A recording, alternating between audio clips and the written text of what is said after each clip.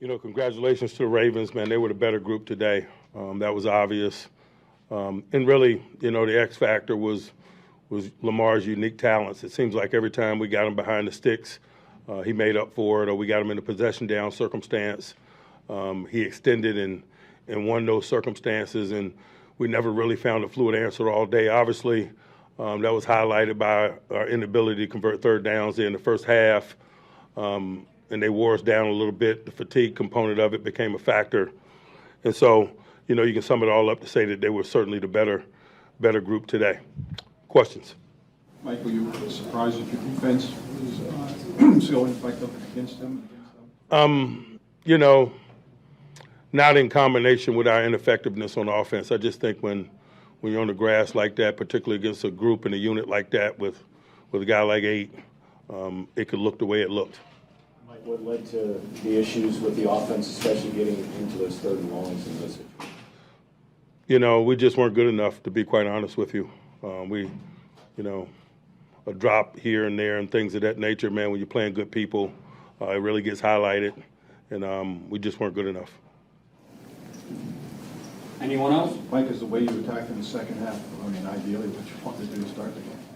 I just think sometimes when people playing with a lead, you get those opportunities. I appreciate the efforts of the guys, man. Certainly we were playing to win, but we weren't able to close the distance. I thought that big run by 22 kind of quelled some of that.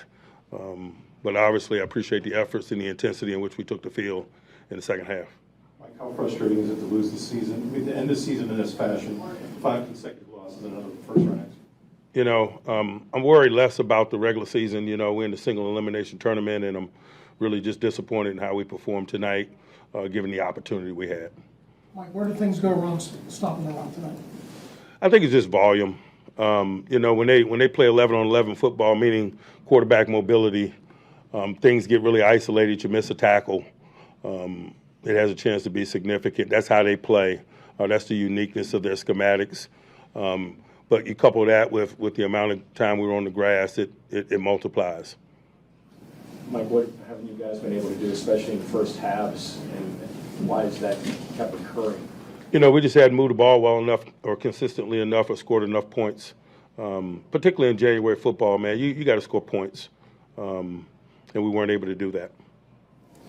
Coach, just your thoughts on the quarterback position, given it looks like you're headed for another reset just contractually?